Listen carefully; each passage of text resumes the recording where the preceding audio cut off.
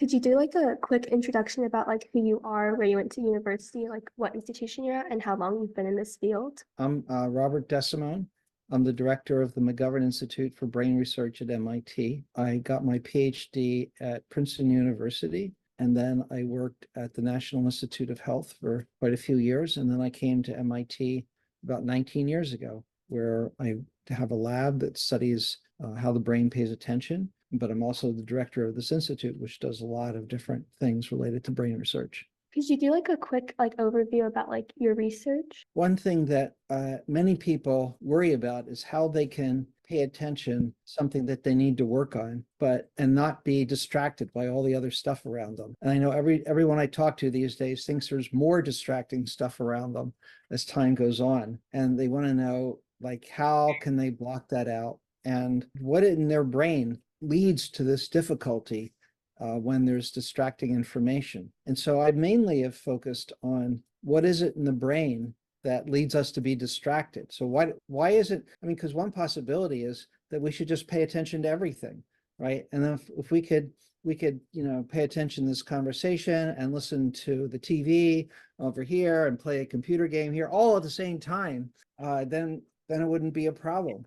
But it turns out our brains are organized pretty much in a way that's similar to the way our body is organized. And so you can ask, well, why can you only move your hand to one thing at a time, right? I can pick up the pencil or I can pick up the cup, but I can't do both at the same time. And so brain has to control what out in the world gains precedence over your arm when you reach for things. So it has to make a selection. It's got to make a decision. What's most important now? And then what can you put off till later? And it turns out it's this, even though when you're just attending to something on your computer screen, you're not moving your arm, but we have the same limitation. And then basically we can only do one thing at a time.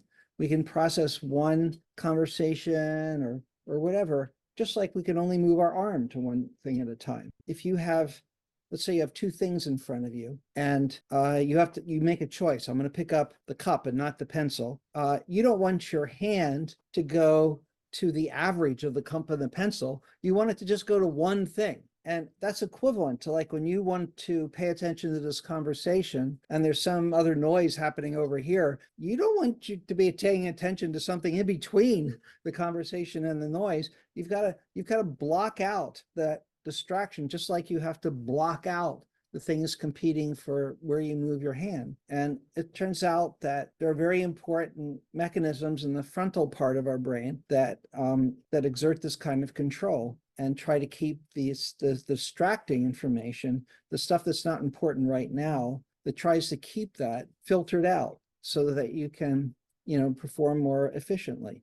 So anyhow, we study how it is that these brain mechanisms work, what gives us that limitation and how many things we can process, and then how do we control the distraction so that we can actually get something done. That's really interesting. So could you tell me how you got into interested in research in like the first place? Yeah, when I was in high school going to college, I thought I wanted to be a psychotherapist and I could talk to people who had psychological issues and help them get past their issues, people with depression and so on. And so I had many volunteers trying to do this kind of talk help for people. And then I realized that I just didn't like spending all day talking. And I'd like to be more active in doing things. And so that just wasn't the right profession for me. But I really liked research. And in research, you're always running around and doing things, not so much talking necessarily. And so I went that track instead. But in both cases,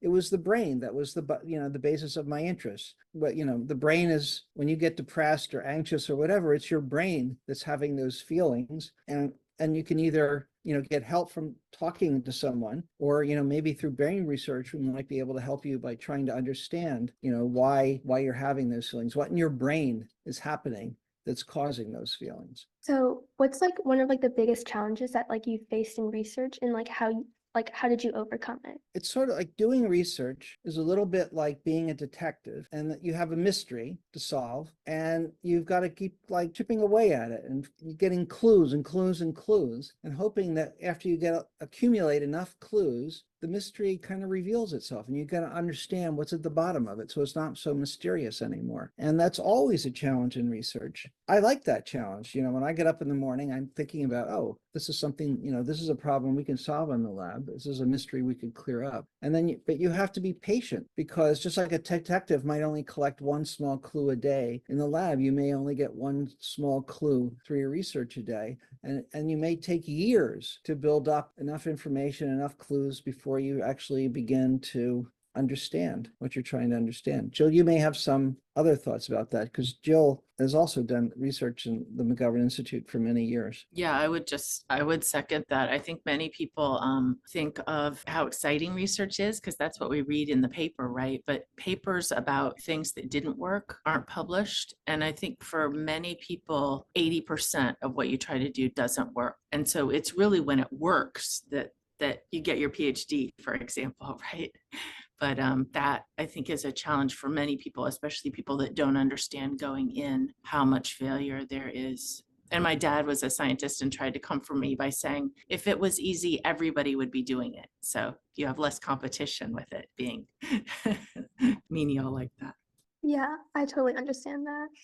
What do you enjoy most about your research? Well, like I said, I mean, it's really the discoveries, but also another very important aspect of research is that in order for it to continue, you have to train and mentor new people coming into the field, students like yourself who become interested in neuroscience. And I have students here, undergraduates, graduate students, and so on. And when they come to me and say, gee, I'm interested in neuroscience too, how can I get involved or something like that? Then I try to help them in any way I can. Or if they may join my lab and actually join a research project, that takes a lot of attention to make sure that they get the proper training and guidance and so on.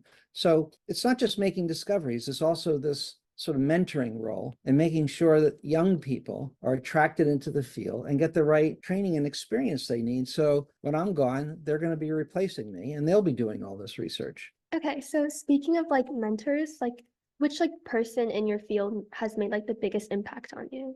Well, when I was a graduate student at Princeton, my advisor, his name was Charlie Gross. Unfortunately, he passed away, but he had a profound influence on me. And really, like I said, when I went to graduate school, I had just made the decision to do research rather than doing psychotherapy, talking with people. And so, but he really solidified for me that I had made the right decision. And he made sure that, my experience in the lab was a really positive and rewarding one. And I got so excited about the kinds of problems that, that were being worked on in that lab that I said, I really want to continue this. And and then I left there for my own position and so on. But, when I get my own students now, I think back to my mentor, Charlie Gross, and how did he help young people? And I'd like to follow his example. So were there any like pivotal moments in your like career that made you like, let's say like change topics or just like pursue a certain topic like even more? Well, just in the last 2 years, with all the new advances in genome editing and so on, it's become possible to duplicate some of the genetic mutations that occur in people and to duplicate them in animals so that we can test out all new treatments in ways where we never used to do before. You may have heard of CRISPR, as the new genome editing technology that was discovered here. And it was by our investigator, Feng Zheng. And it was first discovered 11 years ago. And just this past year, the FDA approved a CRISPR-based treatment for sickle cell disease. So people who suffer from sickle cell anemia can now get this kind of new gene therapy that can correct the genetic mutation that leads to this disease. And so we're really hoping there'll be many, many new gene therapies that can help people that have genetic-based disease. See like your research field like expanding to? Or like what are some topics that are like that like you see being like further explored? Well, there's been an explosion of new technologies and new advances in neuroscience. Artificial intelligence, for example, is now being used as a tool by scientists in their lab. Every day, they are using things like AlphaFold and so on to predict new protein structures and to use those to try to find new treatments for disease. We're using artificial intelligence as a kind of model for how the brain might work. And so we're comparing, like, how does an AI system do something compared to how does the human brain do something? And can we learn something from how the AI system does it to try to help us understand how our own brain works? And so that's really exciting. And as I told you, there's the new genome editing technology is opening up all new avenues of research. There's new discoveries coming in from chemistry and physics and so on. So one of the great things about neuroscience is that even if, let's say, your interest is mainly in, let's say, chemistry, there's still a way for you to become involved in neuroscience research with your chemistry background, or someone else's interest is in physics. Well, there's a lot of physicists that are becoming interested in the brain now, because the brain is also a really complex physical system, just like, atoms and molecules in the universe. And physicists, sometimes think about things in a really novel way, and they have something to contribute to neuroscience also, and computer scientists and so on. So many different kinds of people with different kinds of training and so on can all get involved in trying to understand the brain. Could you tell me a little bit about like your journey through research? So like where did you start? So like basic lab positions or like internships? Yeah, I got a degree in microbiology.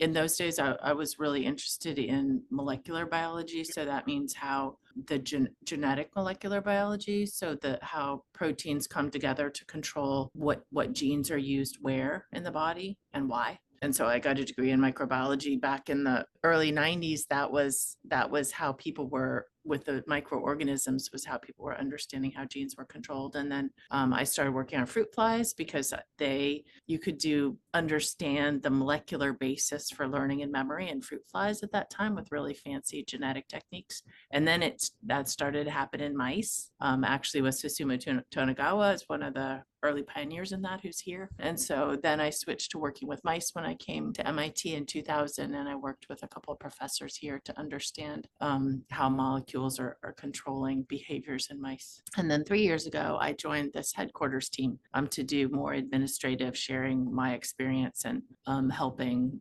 postdocs and students figure out career paths. That's really cool. So like, could you tell me a little bit more about like the different institutions that like you guys worked at? Well, like I said, I went from graduate school to the National Institutes of Health, and that the National Institutes of Health intramural research program it's just outside of Washington, D.C. So I lived outside of Washington for over 20 years and did research there, and then was the head of a big research program there before I was attracted to come to MIT. And I wanted to have the experience of working in the university. One of the things that was unfortunate about the NIH was that we didn't have students there. It's not a school. And so there are very few students. There were a few from some other universities, but pretty much there weren't very many students there. And I thought it was really helpful to have students involved in the research, bringing new young people in and so on. I thought that would really benefit research. And also, a university, as I said, has all these other disciplines that are relevant for neuroscience research: chemistry, physics, computer science, biology, and so on. And so I thought that would also be a big advantage, being in a university and being able to interact with all these different people coming from these other disciplines. And so I made the switch from the NIH to the university. I'm very glad that I did. It's been a wonderful experience being in a university. I hope you and your friends all end up working in a university. When you're talking about like bringing like students in, so like what type of traits would you look for in like a potential lab member, or like what traits would define like a great researcher?